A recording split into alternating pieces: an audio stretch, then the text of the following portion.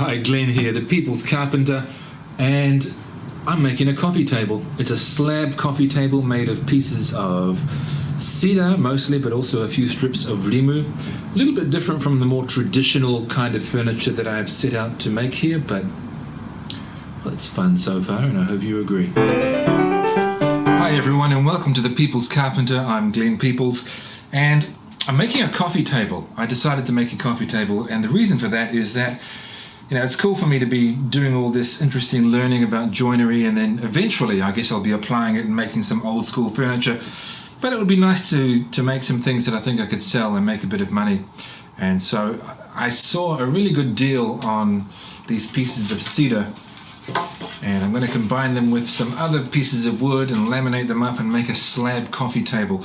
It won't be this long. In fact, I'll probably get 2 tables out of these lengths. You probably can't even see the top of them, but they're about 2 meters long. So I don't know, I guess a meter long is okay for a coffee table. Yeah, I think so. So that's what I'm going to do. Let's cut these things up and get started. You might be wondering, although you shouldn't be wondering, why my workbench is a little bit of a mess. Well, it's always a mess. But in particular, there's a nice new piece of kit sitting here, a Makita rail saw. This video is going to overlap with the unboxing and review of that tool, which is currently in progress. I'm going to be using that tool in this project. So what have I got here? Okay, so these are all slightly more than 2 meters. That's fine.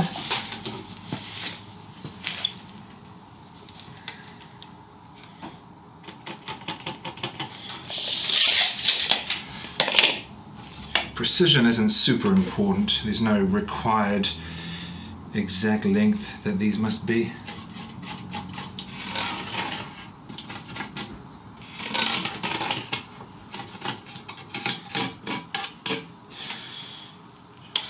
Right, now let's cut.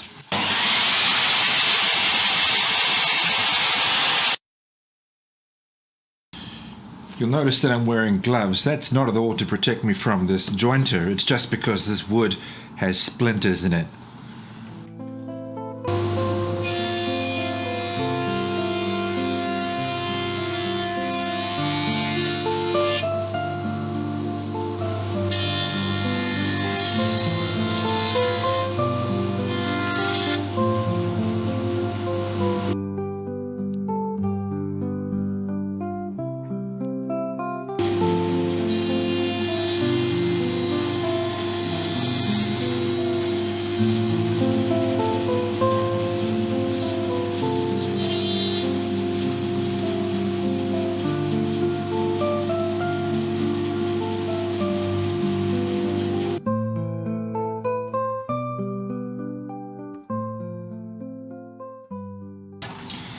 So they started out looking really rough, but they're looking pretty good now. You may have noticed that they're not all the same height when sitting on their side. That's fine. I'm going to fix that in time, obviously.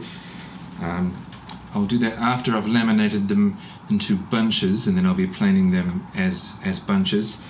Now cedar can look quite nice, and I think this looks quite nice, especially the pink streaks in it with the prominent grain. Cedar varies a lot in colour depending on the kind you get. I'm not 100% certain what sort this is. I have some cedar that was described to me as Canadian, and that's got a very yellow sort of tan look to it. I made some cedar weatherboards a little while ago from Japanese cedar, which is mostly very pink like this. I wonder if this is Japanese cedar. It could be. It's got a similar sweet smell to it, but they're all quite nice types of wood, but they're quite soft, is where I'm getting to with all of this. Now, not too soft for a coffee table. I have seen coffee tables made from cedar. They probably aren't quite as tough as the one that I'm going to make, because a laminated piece like this is going to be inherently stronger. But just to protect the edges and also to provide a bit of variety, I think it'll look nice. I've got a few pieces of recycled rimu like this. Then I'm going to cut into strips, and I'll put a strip on each outside face, and then I will put a few strips throughout as well, just to make it look a bit more interesting. I might not use all of these pieces of cedar because by the time I've got all these strips together, including the rimu, it might be starting to get a bit wide, or maybe I will. I can decide. There's no rule about it. But anyway, I'll cut this up now. I didn't really have an assembly table, so I built one. And I've got some sheets of polythene which I was using to put a moisture barrier under the flooring of the garden shed that I'm building. So now I have a glue-up table. I'm going to hopefully save a bit of time by rolling it all on at once. Let's see how I get on. I'll just take the whole jolly lid off.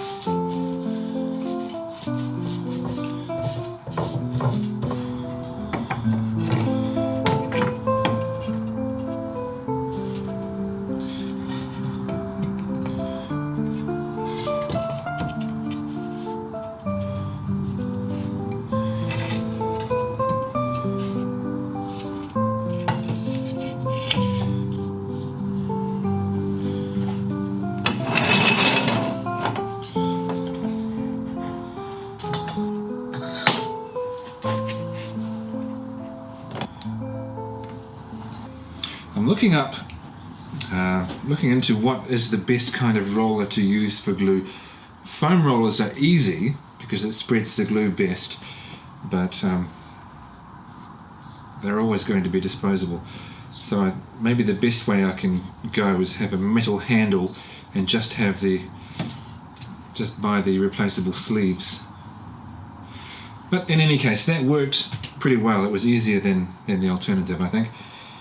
I won't show you the same process for every bunch that I'm going to put together because they will all look just like that. I'll bring you back when I've got them all glued up individually and I'm ready to start planing each bunch before the final glue up.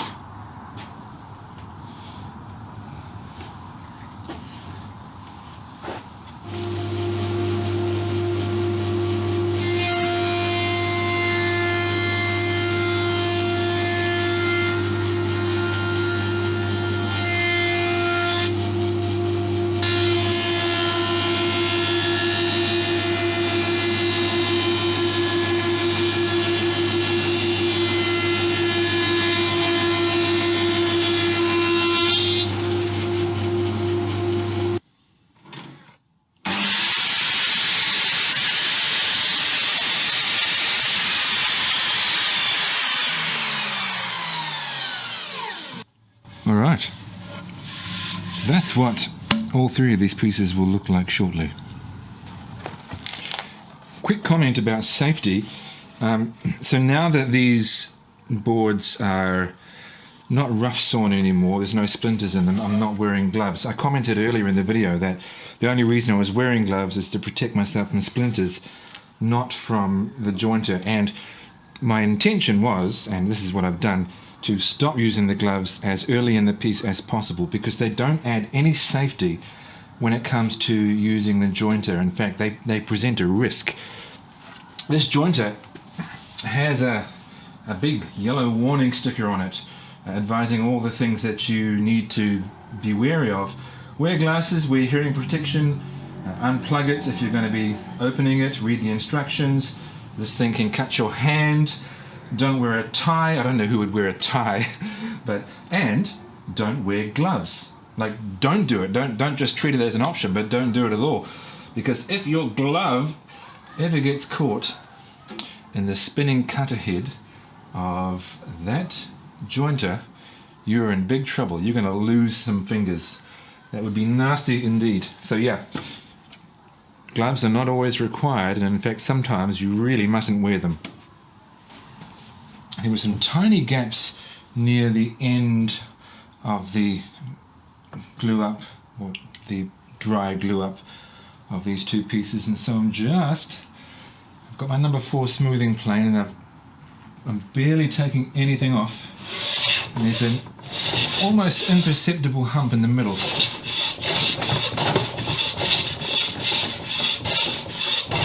Normally you shouldn't plane like this with one hand, but I'm feeling kind of lazy.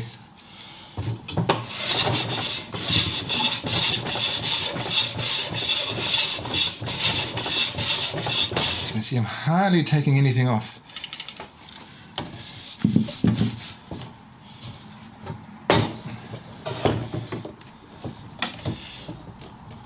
Okay, but we're looking better now.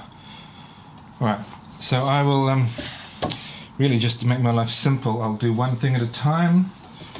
I'll do this first glue up, get it aligned as well as I can, and then I will, once that's dry, probably tomorrow, just because I've got lots of stuff to do, tackle the second one.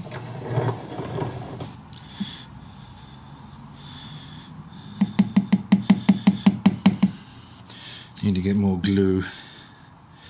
If I'm going to be doing lots of laminates like this, I'll stop using tight bond, because although it's good, it's also very expensive compared to some of the other brands that are pretty much as good. Oh, it's one of my dogs.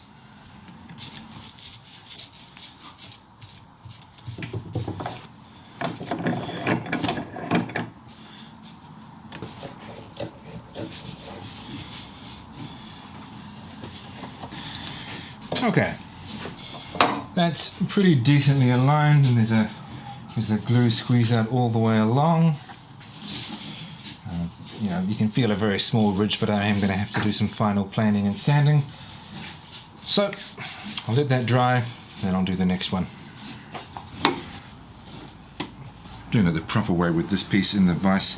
Again, just a tiny little hump in the middle, almost not noticeable, but it makes a slight difference because you get a little gap towards the ends with the glue up.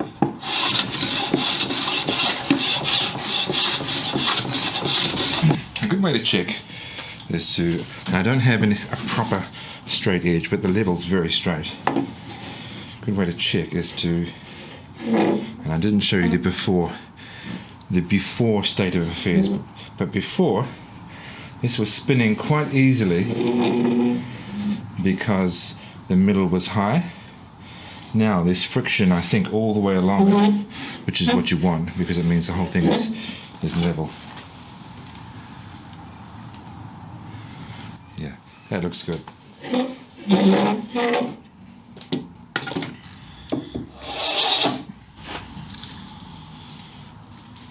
You wouldn't normally plane in that direction, but just because of the nature of this beast, it feels easier to do it that way. It's just picking up any small high spots or any ridges and shaving those down. Now normally, of course, you want to plane with the grain, not against the grain, but in this case sometimes the grain will be running one way and sometimes another due to the nature of a multi-laminate. So every now and then there may be a small amount of tear out. The blade on this is fairly sharp and I'm taking very shallow passes, so I hope to minimize that, and I will have to do some final sanding, which should be able to clean everything up.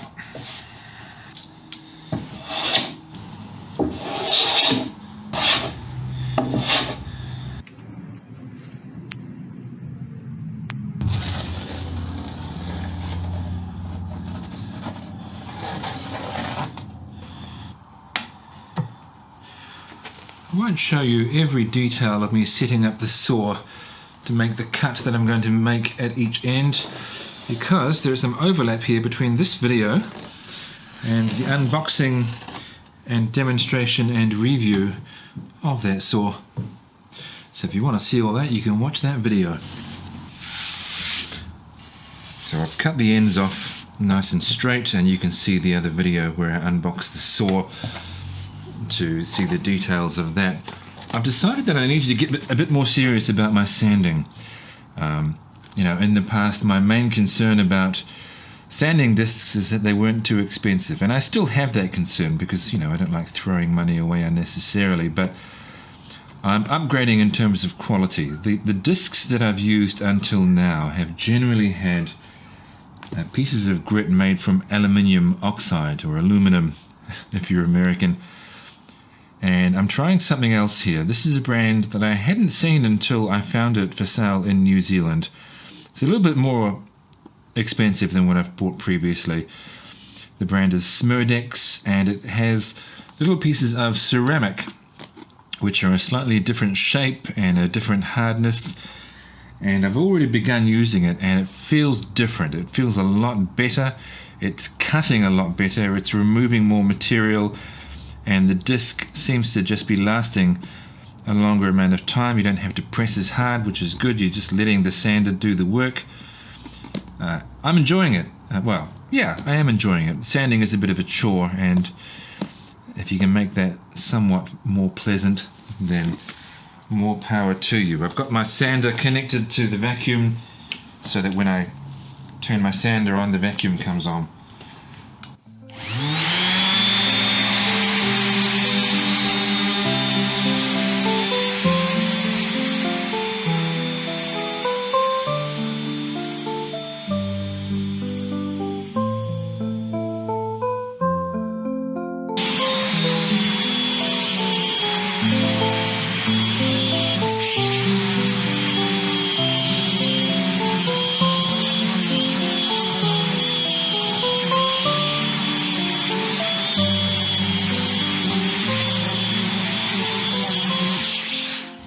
I only got those nice ceramic sanding discs in 120 grit. My thought was that I would try them out, and if I like them I would get more. I will get more, but 120 is kind of the most general grit. It's fairly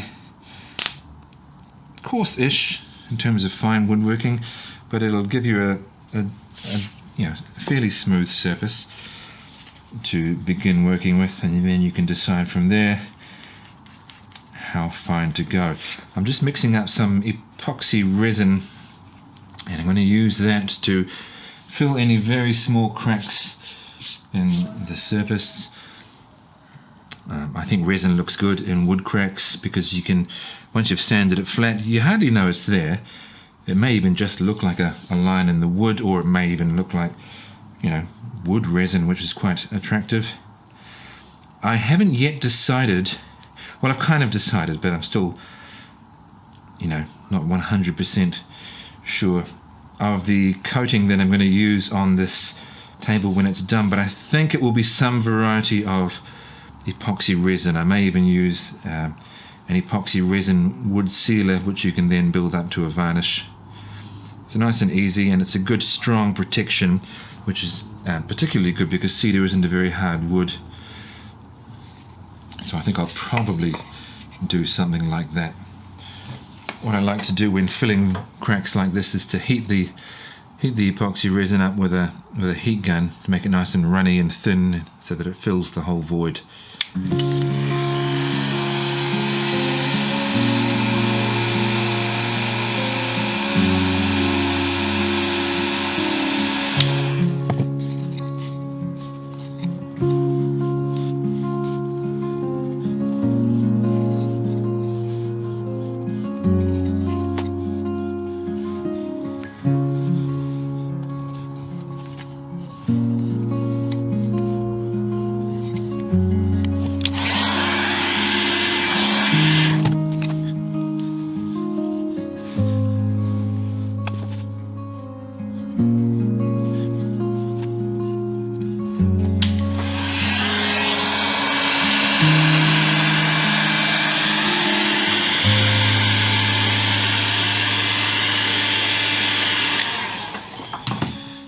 Alright, well that's the worst of it, but I will make up a bit more just to fill a couple of these other voids. You don't need to see that, but just know that this is what I'm doing. So I'm going to do that to this side, then I'll come and sand it back, then I'll flip it over and treat the other side. So it's pretty smooth. All the obvious voids are filled. I don't claim that it's perfect. There will probably still be some touching up near the end, but just as part of I suppose this is still fairly basic shaping. I'm going to cut a bevel all around the edge on the top, or is this the bottom? Could be the bottom. Then I'll flip it over and do the other side, and then I'll have basically my finished slab ready for any final touching up and finishing and attaching the legs.